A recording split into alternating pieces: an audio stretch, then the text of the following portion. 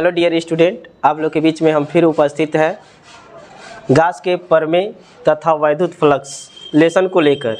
इसमें हम बता रहे थे आप लोगों को गॉस के प्रमेय की उत्पत्ति तथा उसके अनुप्रयोग, जिसमें हम गॉस के प्रमेय के दो अनुप्रयोग बताए थे आप लोगों को। आज हम गॉस के प्रमेय का अनुप्रयोग में ही बताएंगे अनंत लंबाई के एक समान आवेशित चालक तार यानी बेलन के कारण वैद्युत क्षेत्र की तीव्रता, जो यूपी बोर्ड की परीक्षा के दृष्टिकोण से बहुत ही इम्पोर्टेंट यह हेडिंग है। तो चलिए हम देखते हैं कि अनंत लंबाई के एक समान आवेशित चालक तार के कारण वैद्युत क्षेत्र की तीव्रता क्या होगी। इसमें एक हम चालक तार लेते हैं, यह एक चालक तार हो गया, यह एक चालक तार है और इस चालक तार को जब प्लस क्यू आवेश दिया जाता है तो यह आवेश इसके एकांक लंबाई में, ये आवेश जो है बाहर नहीं अंदर होगा एकांक लंबाई में, तो यह आवेश इसके एकांक लंबाई में एक समान रूप से वितरित हो जाता है। एकांक लंबाई में एक समान रूप से वितरित हो जाता है, यानी यह एक चालक तार है। जब इसको प्लस क्यू आवेश दिया जाता है तो यह आवेश इसके एकांक लंबाई में एक समान रूप से वितरित हो जाता है। इसके बाद इस चालक तार से स्मॉल आर दूरी पर एक बिंदु P लेते हैं, स्मॉल आर दूरी पर एक बिंदु P लेते हैं, जहां पर हमको वैद्युत क्षेत्र की तीव्रता ज्ञात करनी है। ये जो है, जो चालक तार है, इसका आकार बेलनाकार है, इसलिए जो गॉसियन पृष्ठ खींचेंगे उसका भी आकार बेलनाकार होगा। चलिए खींचते हैं। इधर से यहाँ पे ऐसे बना लेते हैं, ये देख सकते हैं। अब यहाँ पर बिंदु P है यहाँ पर, और बिंदु P के चारों तरफ एक अल्प क्षेत्रफल अवयव वेक्टर dA लेंगे। यहाँ पर वेक्टर E की दिशा इस तरफ है और वेक्टर dA की दिशा दोनों एक तरफ है। जब वेक्टर E एवं वेक्टर dA की दिशा एक तरफ होगी तो थीटा का जो वैल्यू होगा वह आपको 0 अंश लेना होगा। जैसे यहाँ पे एक अल्प क्षेत्रफल लिए हैं, यहाँ पे एक बिंदु x मान लेते हैं और बिंदु ऊपर x मान लेते हैं। यहाँ मान लीजिए एक बिंदु x है और यहाँ पे एक अल्प क्षेत्रफल अवयव वेक्टर dA है। जो अल्प क्षेत्रफल अवयव वेक्टर dA की दिशा होती है वह उस पृष्ठ पर खींचे गए, जैसे इस पृष्ठ पर, जैसे अगर हम ऐसे अल्प क्षेत्रफल अवयव ले रहे हैं तो यहाँ पर वेक्टर dA की दिशा ऐसे होगी। इसी प्रकार जब यहाँ पर हम वेक्टर dA लिए हैं, अल्प क्षेत्रफल अवयव लिए हैं, तो यहाँ पर इसकी जो दिशा होगी वह वेक्टर dA इस तरफ होगी और वेक्टर E की दिशा सदैव आवेश से बाहर होगी, यानी आवेश है नहीं तो इधर होगा नहीं तो इधर होगा, तो वेक्टर E की दिशा जो होगी वह इस तरफ होगी। तो हम देख सकते हैं वेक्टर dA एवं वेक्टर E के बीच जो कोण बन रहा है वह आपका है 90 डिग्री, यानी यहाँ पे कोण जो बनेगा वो 90 अंश बनेगा। नीचे भी वैसे ही हम एक बिंदु Y लेते हैं और बिंदु Y पर एक अल्प क्षेत्रफल अवयव वेक्टर dA लेते हैं और उस वेक्टर dA की दिशा किधर होगी, इस क्षेत्रफल, ये जो क्षेत्रफल अवयव ले रहे हैं इस पृष्ठ के लंबवत होगी वेक्टर dA। और E की दिशा किस तरफ होती है, आवेश से बाहर। ये आवेश है तो E की दिशा नहीं तो इधर होगी और नहीं तो E की दिशा इधर होगी, तो E की दिशा इस तरफ होगी। तो हम देख सकते हैं वेक्टर dA, यहाँ पर वेक्टर dA एवं वेक्टर E के बीच का जो कोण है वह कितना है, 90 अंश है। अब यहाँ ध्यान दीजिए, बिंदु P पर वैद्युत फ्लक्स हम d∅1 मान ले रहे हैं। d∅1 अल्प क्षेत्रफल के कारण जो वैद्युत फ्लक्स होगा वह d∅1 होगा। और यहाँ पर बिंदु x जो है, यहाँ पर बिंदु x है और बिंदु x पर हम वैद्युत फ्लक्स d∅2 मान ले रहे हैं। उसी तरह बिंदु y पर वैद्युत फ्लक्स हम d∅3 मान ले रहे हैं। अब करना क्या होगा आगे आपको, d∅1, d∅2 और d∅3 को निकाल के, d∅1, d∅2, d∅3 को निकाल के इसमें क्या करेंगे, हम जोड़ देंगे। चलिए पहले हम बिंदु P पर वैद्युत फ्लक्स निकालते हैं। बिंदु P पर वैद्युत फ्लक्स, बिंदु P पर वैद्युत फ्लक्स फार्मूला क्या होता है, डी फाई बराबर होता है ई डी डी फाई बराबर होता है ई डी ए कॉस थीटा। तो डी फाई यहाँ पर बिंदु P पर हम डी फाई नहीं माने हैं, हम बिंदु P पर डी फाई 1 माने हैं, इसलिए डी फाई की जगह पर कितना होगा, डी फाई 1 होगा। यहाँ पर हो जाएगा आपका ई डी ए कॉस और थीटा का मान कितना, बिंदु P पर थीटा का मान कितना है, 0 अंश है, तो 0 अंश रख देंगे। यहाँ पे हो जाएगा डी फाई 1 बराबर ई डी ए कॉस और 0 अंश का मान, कॉस 0 अंश का वैल्यू जो होगा वह 1 होगा, तो 1 हो जाएगा। डी फाई 1 बराबर केवल कितना हो जाएगा, ई डी ए हो जाएगा। इसको समीकरण नंबर 1 मान लेंगे। उसके बाद बिंदु x पर मौजूद फ्लक्स निकालेंगे। बिंदु x पर वैद्युत फ्लक्स बिंदु x पर वैद्युत जो फ्लक्स होगा उसे हम क्या मान ले रहे हैं, डी फाई 2 माने हुए हैं। तो यहाँ पर होगा आपका डी फाई 2 बराबर E D A cos theta.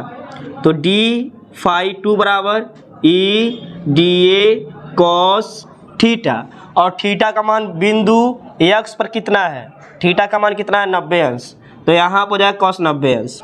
D phi 2 बराबर यहाँ पर ई डी ए और कॉस 90 अंश का वैल्यू होगा 0। तो डी फाई 2 बराबर ये टोटल हो जाएगा 0। इसे समीकरण नंबर हम 2 मान लेते हैं। इसके बाद हम देखेंगे बिंदु y पर वैद्युत फ्लक्स। बिंदु y पर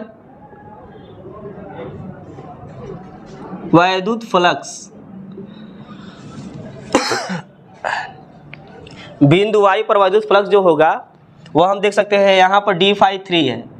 तो डी फाई 3 बराबर E D A cos theta. तो डी फाई 3 बराबर E D A cos theta. D phi 3 पर थीटा का मान कितना है, 90 अंश। यहाँ आप देख सकते हैं, आप यहाँ पर कितना है, 90 अंश है। तो यहाँ पर हो जाएगा कॉस 90 अंश। तो डी फाई 3 बराबर ई डी ए कॉस 90 अंश का वैल्यू फिर 0 हो जाएगा। तो डी फाई 3 बराबर जब गुणा कराएंगे तो सब 0 हो जाएगा। ये समीकरण नंबर हो गया आपका 3। अब एक चीज़ और, चित्र के बारे में एक बार और सुन लीजिए। पहले उपरोक्त चित्र में एक अनंत लंबाई का एक चालक तार है जिसका हम थोड़ा सा भाग लिए हैं, जिसे प्लस क्यू आवेश दिया जाता है। तो यह आवेश इसके एकांक लंबाई में एक समान रूप से वितरित हो जाता है। इस चालक तार से स्मॉल r दूरी पर एक बिंदु P है जहाँ पर आपको विद्युत क्षेत्र की तीव्रता निकालनी है। इसके लिए हम इस चालक तार के चारों तरफ एक बेलनाकार गॉसियन पृष्ठ खींचते हैं। जब गॉसियन पृष्ठ खींचते हैं तो बिंदु P पर एक अल्प क्षेत्रफल अवयव वेक्टर dA लेते हैं। बिंदु P पर वेक्टर dA एवं E की दिशा एक तरफ है, इसलिए थीटा का मान 0 अंश रखे हैं। और इस बेलन के ऊपरी वाले तल पर, यानी ऊपरी वाले तल पर एक बिंदु x लिए हैं और बिंदु x पर एक अल्प क्षेत्रफल अवयव वेक्टर dA लिए हैं। यहाँ पर वेक्टर dA एवं वेक्टर E की दिशा क्या है, लंबवत है। इधर वेक्टर dA है, यहाँ वेक्टर dA है और यहाँ वेक्टर E है, इसलिए थीटा का मान यहाँ कितना होगा, 90 अंश होगा। ठीक इसी प्रकार नीचे वाले तल पर हम एक बिंदु y लिए हैं और बिंदु y पर जो एक अल्प क्षेत्रफल अवयव वेक्टर dA लिए हैं, जिसकी दिशा वेक्टर dA और वेक्टर E की दिशा क्या है, लंबवत है। वेक्टर E की दिशा और वेक्टर dA की दिशा क्या है, लंबवत है। तो इनके बीच का कोण जो होगा 90 अंश होगा। एक चीज़ और मान लेते हैं, इसमें जो चालक तार है उसकी लंबाई हम L मान लेते हैं। ये L जो है वह h है, यानी लंबाई का है चाहे हाइट का है। अब हम क्या करते हैं, संपूर्ण विद्युत फ्लक्स निकालना है। ये तो बिंदु P का है, ये बिंदु x का है, बिंदु y का हमको संपूर्ण चाहिए। संपूर्ण विद्युत फ्लक्स के लिए, संपूर्ण विद्युत फ्लक्स के लिए, संपूर्ण विद्युत फ्लक्स के लिए क्या होगा, यहाँ पर हो जाएगा फाई E बराबर फाई बराबर close interval D phi 1 plus close interval D phi 2 plus close interval D phi 3, यानी तीनों को समाकलन करते हुए जोड़ देंगे। समाकलन करना क्यों जरूरी है? क्योंकि डी लगा हुआ है, जब भी डी लगा होगा तो समाकलन करना पड़ेगा, हमको संपूर्ण निकालना है। तो यहाँ पर फाई ई बराबर क्या हो जाएगा? डी फाई 1 इंटीग्रल, यहाँ पर क्लोज इंटीग्रल डी फाई 1 का वैल्यू रखेंगे और डी फाई 1 का वैल्यू है ई डी ए, तो यहाँ पर हो जाएगा आपका ई डी ए। यहाँ आप देख सकते हैं क्लोज इंटीग्रल डी फाई 2, तो क्लोज इंटीग्रल डी फाई 2 का वैल्यू कितना है? 0, तो यहाँ आप कितना हो जाएगा आपका 0। यहाँ आप कितना हो जाएगा आपका क्लोज इंटीग्रल डी फाई 3, और डी फाई 3 का वैल्यू भी कितना है? 0 है, तो ये भी कितना हो जाएगा? 0। तो फाई ई बराबर यहाँ पर ये सब शून्य है, इसको भूल जाइए, यानी इससे कोई मतलब नहीं है, बचा ये, तो इसका समाकलन करेंगे। समाकलन उसी का होगा जो d के साथ होगा, और d के साथ क्या है आपका? a है, तो इसलिए a वाला पद का समाकलन होगा, इसमें e बाहर आ जाएगा। जब e बाहर आ जाएगा तो बचेगा आपका e, और यहाँ बचेगा क्लोज इंटीग्रल डी ए। अब आप लोग जानते हैं एक सूत्र, इंटीग्रल डी एक्स बराबर x होता है, अगर क्लोज रहेगा तभी उतना ही होगा। तो यहाँ पर फाई ई बराबर e into close integral D A है, तो इतने का वैल्यू केवल a होगा। अब इसको आप स्क्रीनशॉट ले लीजिए, यहाँ से फिर हम बताना स्टार्ट करते हैं। यहाँ आप देखिए, इसको मिटा देते हैं, तो यहाँ पर क्या बचेगा आपका? फाई ई, गॉस के प्रमेय से फाई ई बराबर होता है q into 1 upon epsilon not. तो फाई ई के जगह आप क्या ले सकते हैं? q into 1 upon epsilon not. ये फाई बराबर गॉस के प्रमेय से होता है q into 1 upon epsilon not, तो इतना हो जाएगा। ये इंटू ए क्या है? क्षेत्रफल है। किसका क्षेत्रफल? बेलन का पृष्ठीय क्षेत्रफल है। तो बेलन का पृष्ठीय क्षेत्रफल क्या होगा? बेलन का पृष्ठीय क्षेत्रफल बराबर होता है 2 पाई आर एच, और एच का मतलब एल, 2 पाई आर एच होता है, लेकिन एच के जब हम कितना माने हैं? एल, या एच रख देते हैं एक बार, ये हो जाएगा। थोड़ा सा और बढ़ा लीजिए, 2 पाई आर, और एच की जगह पर कितना लिख सकते हैं? एल लिख सकते हैं, तो यहाँ पर हो जाएगा आपका एल। तो q into 1 upon epsilon not, यहाँ पे हो जाएगा e, और यहाँ पे हो जाएगा 2 पाई आर एल। अब 2 पाई आर एल गुणे के रूप में है, इधर आएगा तो भाग करेगा, तो हो जाएगा q अपान, सब नीचे आएगा 2 pi r l into 1 upon epsilon nought बराबर e। इसको सही तरीके से लिख देते हैं, 1 अपान 4 पाई नहीं है, 1 अपान 2 पाई, यहाँ पर इप्सिलॉन नॉट 1 अपान q बट्टा आर एल, कुछ ज़्यादा नहीं चेंज किया गया है। 2 पाई इप्सिलॉन नॉट एक पास लिखे हैं, 2 पाई इप्सिलॉन नॉट एक पास, ये q को यहाँ पे कर दिए हैं, और नीचे आर एल को एक पास लिख दिए, ये बराबर e हो गया। अब इसमें आवेश का वितरण कैसे हुआ है, इसको समीकरण नंबर हम 4 मान सकते हैं। इसमें आवेश का वितरण कैसे हुआ है? आवेश का वितरण एकांक लंबाई में हुआ है, इसलिए रेखीय आवेश घनत्व लेंगे। रेखीय आवेश घनत्व, रेखीय आवेश घनत्व क्या होता है? लैम्डा बराबर होता है q बाई एल। क्या होता है? q by L. यहाँ पे एक मान सकते हैं, 1 का गुणा q में करेंगे तो q हो जाएगा, और इसका गुणा इसमें तो हो जाएगा लैम्डा इंटू एल। q का यह मान समीकरण 4 में रख दीजिए। अब इसे हम मिटा रहे हैं,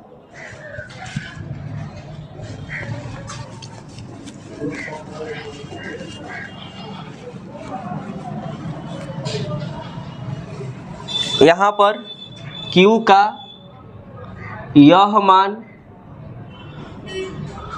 समीकरण 4 में रखने पर, जब 4 में रखेंगे तो चूंकि समीकरण 4 क्या है? e बराबर 1 अपान 2 पाई इप्सिलॉन नॉट q बटा r इंटू एल, ई बराबर यह हो जाएगा आपका 1 अपान 2 पाई एप्सिलॉन नॉट क्यू के जगह पर, क्यू के जगह पर लिख सकते हैं लैम्डा इंटू यल, तो क्यू की जगह हो जाएगा लैम्डा इंटू यल, नीचे क्या आर एल। फिर यहाँ देख सकते हैं 1/2 पाई एप्सिलॉन नॉट, यहाँ पे एल से एल कट जाए, कितना बचेगा लैम्डा अपान आर। ऊपर नीचे हम 2 से गुणा करा दे रहे हैं, ऊपर नीचे हम 2 से गुणा करा दे रहे हैं। 2 से गुणा इसलिए करा रहे हैं कि यहाँ पर 4 पाई एप्सिलॉन नॉट बन जाए, ताकि उसका मान आसानी से हम रख सकें। ई बराबर 2 का गुणा इसमें 2 दूना कितना हो जाएगा 4, यानी 1 हो जाएगा यह 4 पाई एप्सिलॉन नॉट, और 2 का गुणा इसमें करें हो जाएगा 2 लैम्डा अपान आर। इस तरह हम देख लिए क्या, अनंत लंबाई के एक समान आवेशित चालक तार के कारण वैद्युत क्षेत्र की तीव्रता जो होती है ई बराबर 1/4 pi epsilon naught 2 lambda upon R. इस सेशन को हम यहीं पे ख़त्म कर रहे हैं। गाउस के अगले अनुप्रयोग को हम अगले सेशन में समझाएंगे।